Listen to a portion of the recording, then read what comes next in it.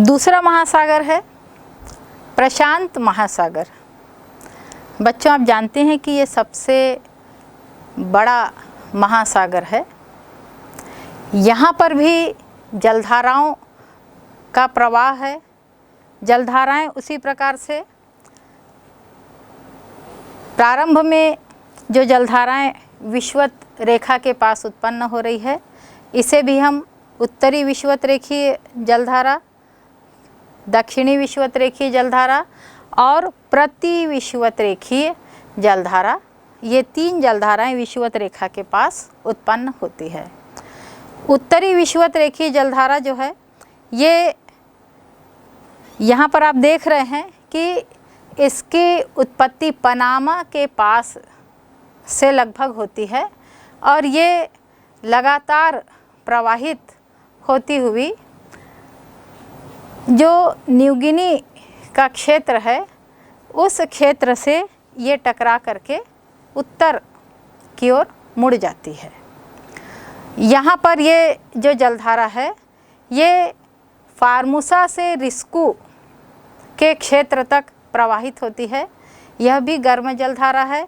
यहाँ पर इसको क्यूरोशिओ की जलधारा कहते हैं। क्यूरोशिओ की जलधारा जो है, इसका तापमान 8 डिग्री सेंटीग्रेड तक होता है, जबकि यहाँ पर जो लवणता है यह 36 से 37% तक पाई जाती है। बिल्कुल गल्फ स्ट्रीम की भांति क्यूरोशिओ की जलधारा आगे की ओर बढ़ती है। जापान के पास जा कर के यहाँ पर आप देख रहे हैं बच्चों कि जापान के पास में, जापान और एशिया महाद्वीप का जो वृहद हिस्सा है, उसके बीच में एक है जापान सागर। इस क्षेत्र में ये जलधारा दो भागों में विभक्त हो जाती है और पुनः ऊपर जा कर के ये जलधारा ठंडी जलधारा में मिल जाती है। जापान के पास में ये जो जलधारा है, उसके प्रभाव से एशिया का जो पूर्वी तट है, इस पर वर्षा होती है। दूसरी जो जलधारा है जापान के पास आती है और जापान के पास आने के बाद लगभग 35 अंश अक्षांश के पास ये जलधारा दो भागों में विभक्त हो जाती है। एक जलधारा जापान की ओर जा रही है और दूसरी जो जलधारा है, यह पूर्व की ओर मुड़ जाती है। ये पूर्व की ओर क्यों मुड़ रही? यहाँ पर भी पछुआ हवाओं का प्रभाव है, जो पश्चिम से पूर्व की ओर चल रही है और ये जलधाराओं को पश्चिम अंश अक्षांश के पास पूर्व की ओर ले जा रही है। तो इस प्रकार से ये जलधाराएं पूर्व की ओर जाते हुए इसकी जो एक शाखा है, ये बेरिंग सागर की तरफ चली जाती है और जो दूसरी शाखा है, ये अलास्का की खाड़ी की तरफ चली जा रही है और यहाँ से ये जलधाराएं उत्तर में ध्रुवों के पास जाकर के विलीन हो जाती, शीत जलधारा में मिल जाती है। इसी बेरिंग जल डमरू के पास से ठंडी जलधारा का प्रवाह उत्तरी ध्रुव से उत्तरी सागर की ओर से दक्षिण की ओर आता है और दक्षिण की ओर आने के बाद ये जो जलधारा है, यह जापान की तरफ अग्रसित होती है। इस जलधारा को क्यूराइल या ओयाशिओ की जलधारा के नाम से जानते हैं। जब जापान के पास में क्यूरोशिओ और क्यूराइल, ये दोनों जलधाराओं का सम्मिश्रण होता है, तो यहाँ पर भी घना कोहरा उत्पन्न होता है और इस क्षेत्र में मछलियाँ बहुत अधिक मात्रा में उत्पन्न होती, बहुत अधिक मात्रा में यहाँ पर मछली का व्यवसाय विकसित हो गया है। इस बीच में उत्तर से आने वाली जो भीतर ही भीतर से एक जलधारा नीचे की ओर आ रही है और जहाँ पर जो उत्तरी प्रशांत महासागर की जो क्यूरोशिओ की जो जलधारा थी, जो कि बेरिंग सागर की तरफ या अलास्का की खाड़ी की तरफ गई, तो उसके नीचे से एक ठंडी जलधारा का प्रवाह होता है और ये जलधारा कैलिफोर्निया के पास ऊपर उठ जाती है। कैलिफोर्निया का पश्चिमी तट इस ठंडी जलधाराओं के प्रवाह के कारण यहाँ पर यह क्षेत्र ठंडा हो जाता है, क्योंकि ये ध्रुव से आने वाली जलधारा है जो कि कैलिफोर्निया के पास ऊपर आ गई। ये ठंडी जलधारा है और इसका प्रवाह से कैलिफोर्निया का जो तटीय भाग है इस क्षेत्र में मरुस्थल का विकास हुआ है। जो एरिज़ोना का मरुस्थल है आप देख रहे हैं यहाँ पे, ये इसी ठंडी जलधारा के प्रभाव से उत्पन्न हुआ है और बाद में ये जलधारा आकर के भूमध्य रेखीय क्षेत्र में फिर से जो भूमध्य रेखीय जलधारा है उसमें आकर के मिल जाती है।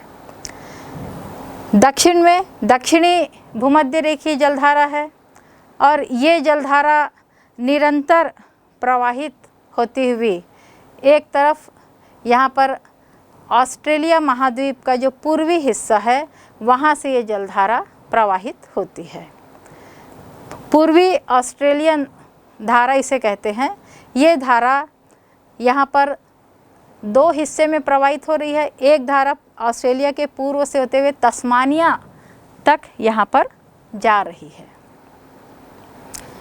और ये पूरे ऑस्ट्रेलिया के पूर्वी जो भाग है उस भाग को गर्म करती है।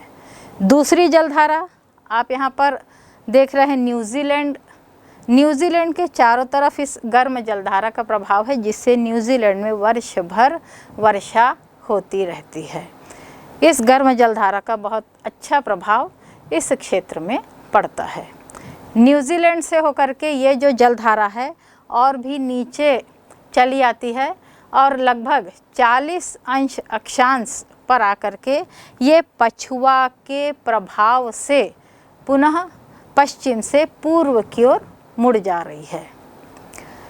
पूर्व की ओर मुड़ने के कारण इस क्षेत्र में चूँकि पूरा खुला समुद्र है और इस क्षेत्र में जलधारा जो है बहुत तेज़ी से बहने लगती है, तो उसके कारण इस क्षेत्र में बच्चों आपने पढ़ा है गरजती चालीसा, 40 अंश अक्षांश के पास में बहुत तेज़ी से हवाएं चल रही है और उसके कारण जलधाराओं का तेज़ी से प्रवाह हो रहा है। तो वो जो गरजती चालीसा है यही 40 अंश अक्षांश पर उत्पन्न होती है। इसे गरजती चालीसा या रोरिंग फोर्टीन्स के नाम से जाना जाता है। तो इसकी उत्पत्ति ये प्रशांत महासागर का जो दक्षिणी क्षेत्र है यहाँ पर होती है। यहाँ पर ये जलधारा गर्म जलधारा समाप्त हो जाती है। दक्षिण से उत्पन्न होने वाली जो ठंडी जलधारा है, ये ठंडी जलधारा इस क्षेत्र में प्रवाहित होती है और यहाँ पर ये जो जलधारा है पीरू के तट से होती हुई ये जलधारा दक्षिण में नीचे से उत्तर में पीरू के तट की तरफ चली जाती है।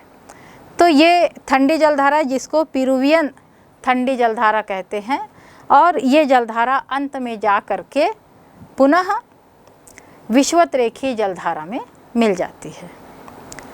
यहाँ पर भी उत्तरी और दक्षिणी विषुवतरेखीय जलधारा के बीच में पुनः जो ढाल प्रवणता होती है उसके कारण विपरीत जलधारा का निर्माण होता है। ये जो विपरीत जलधारा है ये मिडनाओ से पनामा तक प्रवाहित होती है।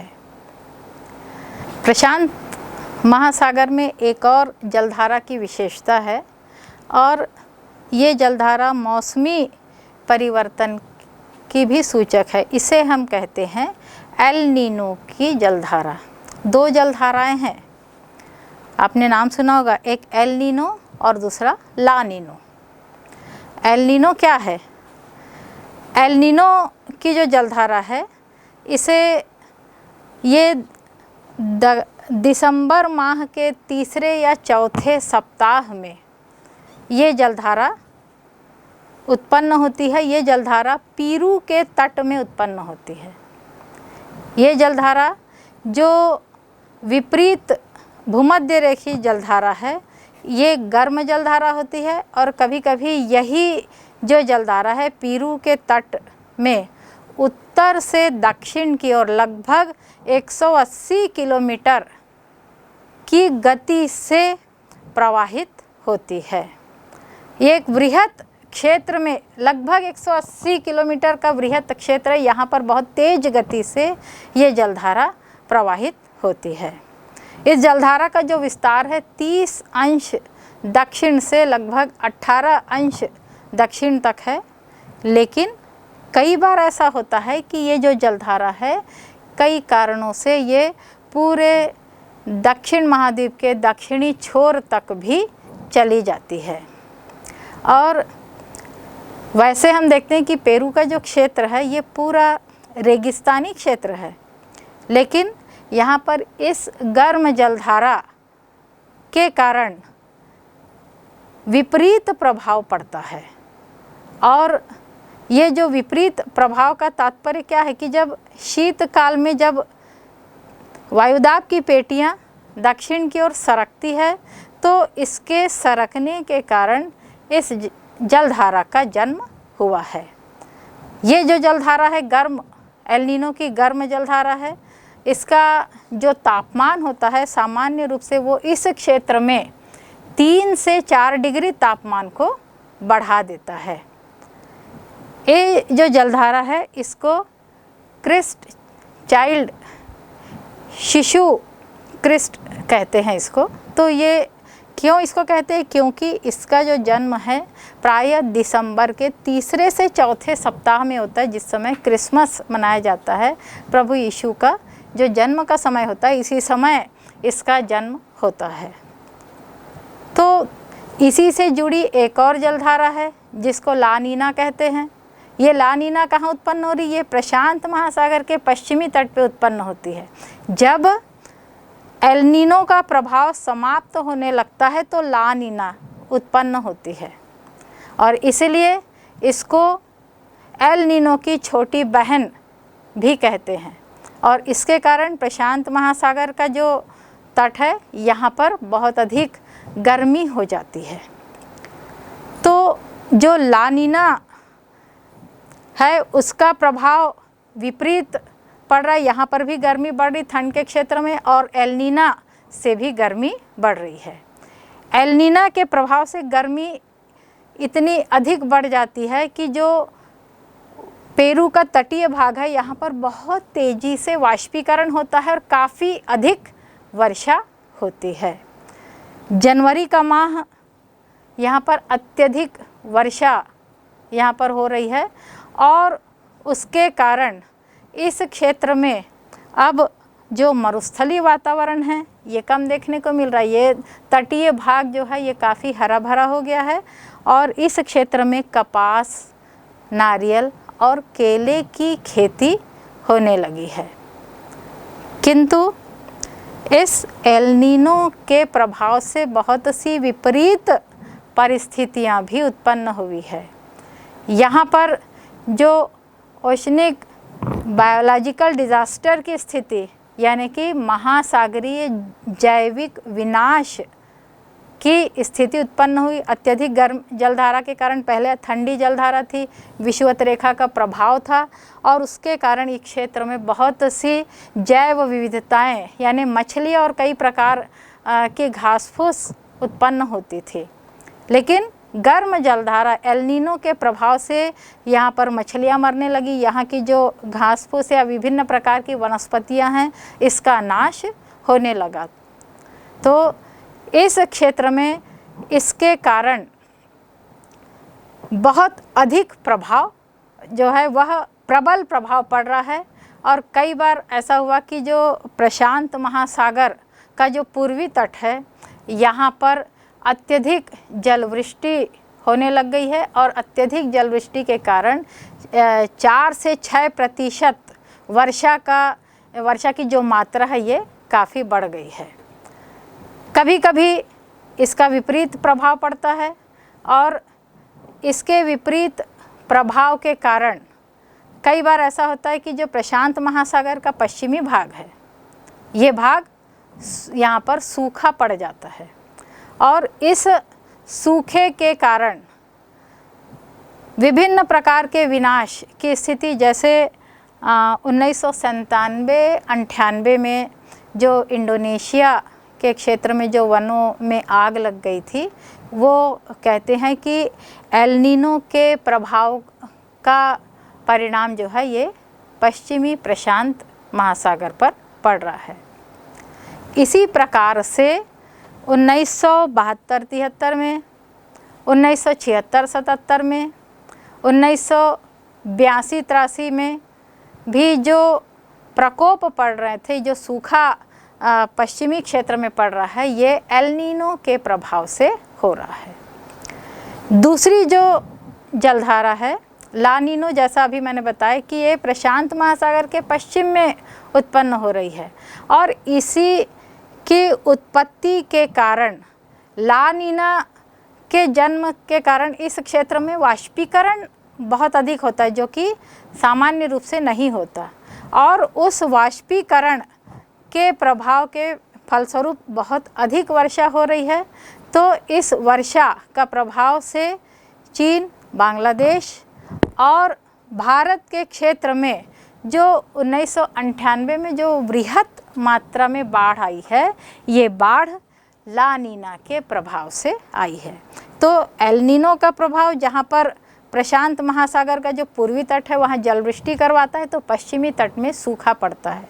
और ला नीना जब उत्पन्न होती है तो ला नीना के प्रभाव से जो प्रशांत महासागर का जो पश्चिमी तट है, यहाँ पर अत्यधिक वाष्पीकरण से बाढ़ जैसी स्थिति उत्पन्न होती है। तो ये दोनों मौसम के अनुसार परिवर्तित होने वाली जलधाराएं हैं। तीसरा प्रमुख महासागर है हिंद महासागर, इंडियन ओशन। हिंद महासागर की जलधाराओं में हम देखते हैं थोड़ा सा इसमें परिवर्तन दिखाई देता है। इस क्षेत्र में जो जलधाराएं प्रवाहित होती है, ये जो जलधारा है उत्तरी विषुवत रेखीय जलधारा, ये जलधारा सामान्य रूप से ये पश्चिम की ओर प्रवाहित होती है और पश्चिमी क्षेत्र में ये अफ्रीका के तट से टकरा करके लाल सागर की ओर घूमती है और वहाँ से भारत का जो पश्चिमी हिस्सा है उस क्षेत्र में आ जाती है। ये ग्रीष्मकालीन मानसून की धारा हम इसे कहते हैं। ये भारत के पश्चिमी तट से क्रमशः दक्षिण की ओर घूम करके पूर्वी तट से बांग्लादेश होते हुए पुनः जो है भूमध्य रेखीय जलधारा में मिल जाती है। सामान्य रूप से इस प्रकार की जो जलधारा है, इसको हम उत्तरी पश्चिमी मानसूनी धारा के नाम से जानते हैं, जबकि शीतकाल में ये जलधारा विपरीत दिशा में प्रवाहित होती है। शीतकाल में ये जो जलधारा है, ये अंडमान और सोमनी का जो क्षेत्र है उसके बीच से लगभग 5 अंश अक्षांश से यह उत्पन्न होती है और ये जो जलधारा है ये बंगाल की खाड़ी से होती हुई भारत का चक्कर लगा करके अरब सागर में जा कर के समाप्त होती है। इसे विपरीत या उत्तर पूर्वी मानसून धारा कहते हैं। ये शरदकाल की प्रक्रिया होती है। दक्षिणी हिंद महासागर में जो भूमध्य रेखीय जलधारा है, यह जलधारा निरंतर प्रवाहित होती हुई पूर्व से पश्चिम की ओर आती है और पश्चिम की ओर आने के बाद ये जलधाराएं पूर्व से पश्चिम की ओर आकर के अफ्रीका के पास से टकराती है और अफ्रीका से टकरा करके ये दक्षिण की ओर प्रवाहित हो रही है। दक्षिण की ओर इस जलधाराओं की 2 शाखा हो जाती है। एक आप यहाँ पर देख रहे हैं मेडागास्कर जो द्वीप है, तो मेडागास्कर के पीछे तरफ से ये जलधारा प्रवाहित हो रही है जिसे मोजाम्बिक जलधारा कहते हैं, जबकि मेडागास्कर द्वीप के पूर्व से प्रवाहित होने वाली जो जलधारा है ये अगुलहास की जलधाराएं हैं। ये दोनों जलधाराएं आगे की ओर बढ़ती हुई दक्षिण में जो ठंडी जलधारा का क्षेत्र है वहाँ पर आकर के ये विलीन हो जाती है। दक्षिण से आने वाली जो जलधारा है पछुआ हवाओं के प्रभाव से यहाँ पर भी ये जलधारा लगभग 40 अक्षांश के पास ये जलधाराएं पश्चिम से पूर्व की ओर प्रवाहित हो रही है। ये ठंडी जलधारा है।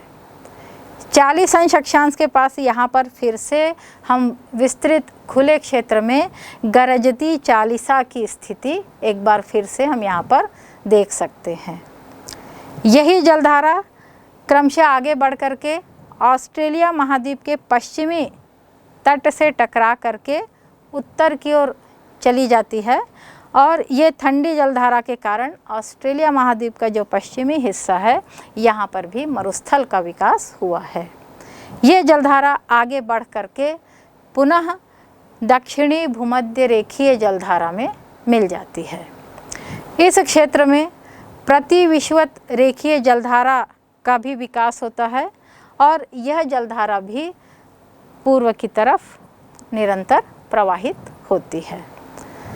तो बच्चों, ये प्रमुख महासागरों की जलधाराएं थी। इसके बाद हम जानेंगे कि इन जलधाराओं का महत्व क्या है। वैसे तो मैंने बीच बीच में विभिन्न जलधाराओं के महत्व का उल्लेख आपके सामने में किया है, लेकिन ये जो जलधाराएं हैं एक बार फिर से इन महत्व को मैं दोहरा देती हूँ। अब हम देखेंगे कि ये जलधाराएं महत्वपूर्ण क्यों हैं। मानव के जीवन में इसका महत्व बहुत अधिक है। वैसे मैंने इसके महत्व का उल्लेख बीच बीच में किया है। जलधाराओं के प्रभाव से तटों में परिमार्जन यानी तटों में कुछ परिवर्तन होता है। जैसा भी बताया था कि उत्तरी अटलांटिक प्रवाह जो गल्फ स्ट्रीम जलधारा का अगला हिस्सा है, ये जलधारा यद्यपि आगे बढ़ते बढ़ते इसके तापमान में कुछ गिरावट आती, लेकिन फिर भी तापमान के प्रभाव से यूरोप का जो पश्चिमी तट है, विशेष रूप से great Britain, Denmark, Norway, Sweden, Holland के जो क्षेत्र हैं, इन क्षेत्रों में उच्च तापमान होने से यहाँ का जो समुद्री तट है यह जमता नहीं है और वर्ष भर यहाँ पर पत्तन खुले रहते हैं और व्यापारिक क्रियाएं निरंतर जारी रहती है। लेकिन जो ठंडी जलधाराएं हैं, जैसे कि क्यूराइल की जलधारा, लेब्राडोर की जलधारा या फॉकलैंड की जलधारा, ये जलधारा उस क्षेत्र के तटों को जमा देती है। तो ये जलधाराओं का प्रभाव हुआ। इसके अलावा ये जो जलधाराएं है महासागर में क्षैतिजिक ऊष्मा संतुलन के लिए भी महत्वपूर्ण है। जलधाराओं के प्रभाव से मत्स्य उद्योग का विकास हुआ है, जिसमें मैंने विशेष रूप से जो न्यूफाउंडलैंड का क्षेत्र अटलांटिक महासागर में और जापान का क्षेत्र जो है प्रशांत महासागर में, इसका विशेष उल्लेख आपके समक्ष किया है। इनके अलावा वर्ष भर गर्म जलधाराओं के कारण व्यापार निरंतर जारी रहता है। ठंडी जलधाराएं वहीं व्यापार के जो स्थिति है उसको कम करती है। ठंडी जलधाराओं के प्रभाव से महासागरों का जो पश्चिमी तट है अधिकांश मरुस्थलों के रूप में परिणित हो गया है, विशेष रूप से 20 अंश से 30 अंश अक्षांश के बीच में। तो ये जलधाराओं का ही प्रभाव है।